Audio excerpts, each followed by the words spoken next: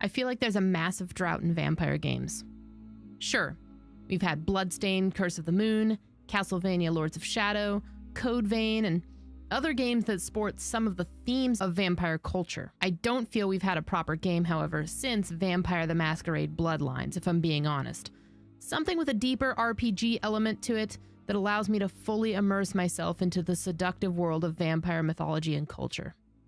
Enter my excitement for DONTNOD Entertainment's ambitious effort Vampyr, which released in June of 2018. They are the creators, of course, of Life is Strange. Taking place in the early 1900s, Vampyr, or Vampire, follows the story of Jonathan E. Reid, a veteran of the Great War, where his life presumably ended, but his undead existence presumably began. Jonathan returns to London, where he immediately kills his sister in a wave of vampiric thirst, and spends the rest of the game coming to terms with the various facts at hand. London has become plagued by disease, destruction, corruption, and a general malice. We follow Jonathan Reid across London, where he very early on becomes persuaded by an old colleague to return to the practice of medicine.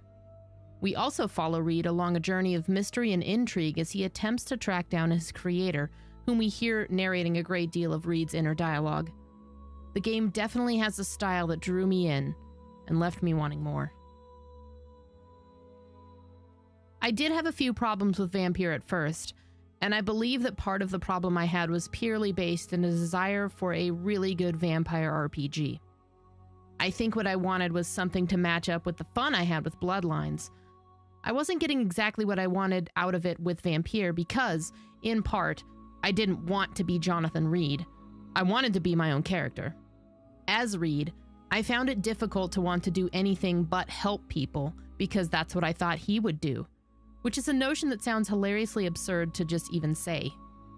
In video games, though, we tend to want to make the more amoral choices when we're thrown into the role of what could or should be an anti-hero. The truth of the matter is that Reid is struggling to overcome those feelings himself, and we hear this the entire time that we're playing. He didn't want to murder his sister, and he doesn't want to hurt anybody just to slake his unquenchable thirst for blood. By the end of the game, I completely understood why they made it so difficult for you to want to kill people, despite it being fairly easy to do so. Mechanically, the game gave you these choices and gave those choices considerable weight in the context of the gameplay. This is where some light spoilers are going to come into play, so please beware before proceeding. There is a somewhat complex skill tree that comes within Vampyr, giving Reid tactical advantages in offense, defense, aggression, healing, and more. There was an additional set of passive skills for stamina and blood regeneration as well. Leveling up in this skill tree involved acquiring experience points, which, of course, you got mostly from killing and investigating.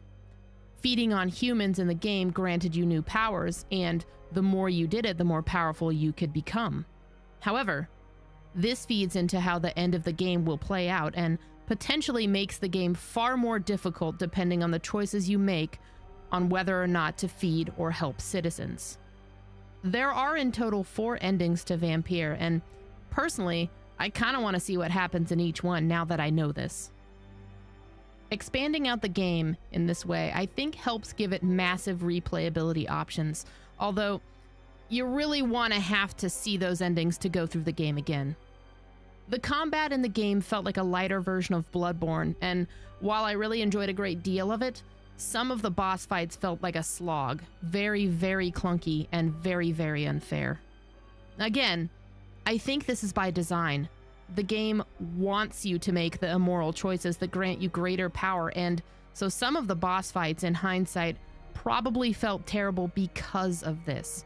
If you didn't feed on people, it was going to be harder earlier on. So you were going to want to feed on people to make it easier, to get more power. I can't decide if it's brilliant or not, but I definitely think that it's an exciting twist.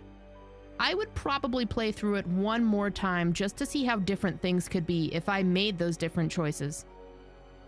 The story of Vampyr had me pretty hooked, as there are some noir elements that leave you searching for clues to solve the mysteries behind murders, secret societies, and, of course, the origin of your species, all strewn across a post-Ripper London.